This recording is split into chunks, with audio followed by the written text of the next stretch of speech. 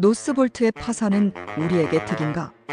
노스볼트는 2016년 스웨덴에서 설립된 전기차 배터리 제조업체로 유럽 내 전기차 배터리 공급망을 구축하고자 하는 목표로 시작되었습니다.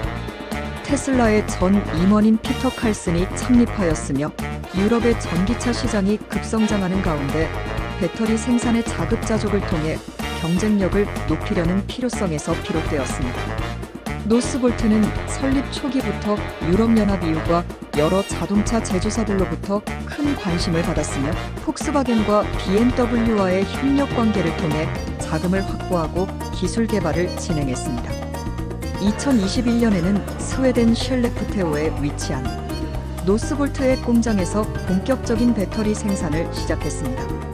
그러나 최근 몇 년간 노스볼트는 심각한 재정적 어려움에 직면하게 되었고 2024년 11월 미국에서 챕터 11 파산 보호를 신청했습니다. 이는 경영 악화, 주요 고객인 BMW와의 계약 취소, 과잉 지출, 열악한 안전 기준 등 여러 요인에 기인합니다. 노스볼트의 파산은 여러 복합적인 요인에 의해 발생했습니다. 비용적, 기술적, 경영적 관점에서 이를 분석할 수 있으며 음모론적인 측면도 함께 고려할 수 있습니다.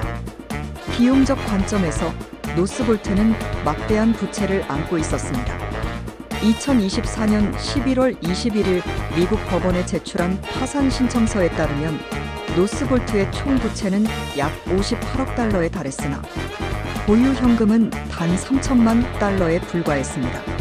이러한 재정적 압박은 회사 운영을 지속하기 어렵게 만들었고 특히 대규모 생산을 위한 자금 조달이 실패하면서 유동성 위기가 심화되었습니다. 또한 BMW와의 20억 달러 규모의 장기 공급 계약이 해지되면서 추가적인 손실이 발생했습니다. 기술적 관점에서는 노스볼트가 배터리 생산에서 수율 문제를 해결하지 못한 것이 결정적인 실패 요인이었습니다. 업계에서는 노스볼트의 배터리 수율이 40% 미만으로 보고되었으며 이는 한국과 중국의 주요 업체들이 95% 이상의 수율을 기록하는 것과 비교할 때 매우 낮은 수치입니다. 이로 인해 생산된 배터리 중 상당수가 품질 기준을 충족하지 못해 폐기되었고 고객사와의 신뢰를 잃게 되었습니다. 노스볼트는 기술적 진입 장벽을 과소평가하고 충분한 자금 지원만 있으면 수율을 개선할 수 있을 것이라고 판단했으나 실제로는 제조 역량의 한계가 드러났습니다. 경영적 관점에서는 노스볼트의 경영진이 시장 상황과 기술적 요구를 제대로 이해하지 못한 점이 문제로 지적됩니다. 회사 설립 초기부터 유럽 전기차 시장에서의 경쟁력을 확보하기 위해 대규모 투자를 유치했으나 실제 운영에서는 현장 노동자와 엔지니어 간의 협력이 부족하고 생산 과정에서 발생하는 다양한 변수를 관리하는 데 실패했습니다. 이러한 경영적 실수는 결국 고객사와의 계약 해지로 이어졌고 이는 회사의 신뢰도와 지속 가능성을 크게 저해했습니다. 음모론적인 측면에서는 노스볼트가 유럽 전기차 산업의 희망으로 부각되면서 정치적 및 경제적 이해관계가 얽혔다는 주장이 제기될 수 있습니다. 유럽 정부와 대기업들이 친환경 산업 육성을 위해 노스볼트를 지원했으나 이러한 지원이 실제로는 시장에서의 경쟁을 왜곡하고 한국 및 중국 업체들과의 경쟁을 더욱 치열하게 만들었다는 분석도 존재합니다. 일부 전문가들은 노스볼트의 실패가 유럽 내에서 한국과 중국 업체들의 독주를 더욱 강화시킬 것이라고 경고하고 있습니다. 노스볼트의 파산은 비용적 압박, 기술적 한계, 경영적 실수 등 복합적인 요인에 의해 촉발되었으며 이러한 상황은 유럽 전기차 시장 내에서 한국과 중국 업체들의 경쟁력을 더욱 부각시키는 결과를 초래할 것으로 보입니다.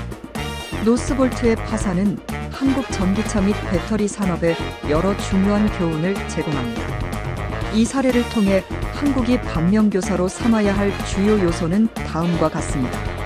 첫째, 생산 효율성과 품질 관리의 중요성입니다. 노스볼트는 배터리 생산 과정에서 수율 문제를 해결하지 못해 심각한 재정적 위기를 겪었습니다. 실제로 노스볼트의 수율은 40% 미만으로 이는 한국과 중국의 주요 업체들이 95% 이상의 수율을 기록하는 것과 대조적입니다. 이러한 낮은 수율은 고객사의 신뢰를 잃게 만들었고 결국 주요 고객인 BMW와의 계약 해지로 이어졌습니다. 한국 기업들은 생산 공정에서 품질 관리를 철저히 하고 기술적 문제를 사전에 예방하는 시스템을 구축해야 합니다. 둘째, 재무 건전성 유지입니다. 노스볼트는 58억 달러의 부채를 안고 있었으나 보유 현금은 3천만 달러에 불과했습니다. 이러한 유동성 위기는 장기적인 투자 계획과 운영 자금 관리의 실패에서 비롯되었습니다. 18한국 기업들도 과도한 부채에 의존하기보다는 안정적인 재무 구조를 유지하고 위기 상황에 대비한 자금 관리 전략을 마련해야 합니다. 셋째, 시장 변화에 대한 적응력입니다. 노스볼트는 전기차 수요 둔화와 같은 외부 환경 변화에 적절히 대응하지 못했습니다. 이는 기업이 시장 동향을 면밀히 분석하고 변화하는 소비자 요구에 맞춰 제품 및 서비스를 조정하는 능력이 얼마나 중요한지를 보여줍니다. 한국 기업들은 글로벌 시장에서의 경쟁력을 유지하기 위해 지속적인 시장 조사와 혁신을 추구해야 합니다. 넷째, 협력업체와의 관계 관리입니다. 노스볼트는 중국 업체와의 협력에서 발생한 문제로 인해 생산 차질을 겪었습니다. 이는 공급망 관리의 중요성을 강조합니다. 한국 기업들은 협력업체와의 관계를 강화하고 공급망의 안정성을 확보하기 위한 전략을 마련해야 합니다. 마지막으로 정부 지원과 정책 방향입니다. 노스볼트는 유럽 정부와 금융기관으로부터 많은 지원을 받았으나 그 지원이 실제 성과로 이어지지 않았습니다. 이는 정부 정책이 단순한 자금 지원에 그치지 않고 실질적인 산업 발전으로 이어질 수 있도록 체계적으로 설계되어야 함을 시사합니다. 한국 정부도 전기차 및 배터리 산업에 대한 지원 정책을 보다 실효성 있게 추진해야 합니다. 이러한 교훈들은 한국 전기차 및 배터리 산업이 글로벌 경쟁에서 성공하기 위해 반드시 고려해야 할 요소들입니다. 노스볼트의 파산은 유럽 및 세계 경제에 여러 가지 중대한 영향을 미칠 것으로 예상됩니다. 첫째, 유럽 전기차 산업의 불안정성이 증가할 수 있습니다. 노스볼트는 유럽의 탄소 중립 목표를 지원하는 중요한 기업으로 자리 잡고 있었으나 재정 위기로 인해 구조 조정을 단행하고 있습니다. 둘째, 글로벌 배터리 시장의 경쟁 구도가 변화할 수 있습니다. 노스볼트의 파산은 한국과 중국의 대형 배터리 제조업체들에게 기회를 제공할 수 있습니다. 셋째, 투자자 신뢰도 하락이 예상됩니다. 노스볼트는 150억 달러 이상의 투자를 유치했으나 이번 파산 신청은 투자자들에게 큰 충격을 주었습니다. 결론적으로 노스볼트의 재정 위기는 단순히 한 기업의 문제를 넘어 유럽 및 글로벌 경제에 광범위한 영향을 미칠 것으로 보이며 이는 전기차 산업의 미래와 관련된 여러 이해관계자들에게 중요한 시험대가 될 것입니다.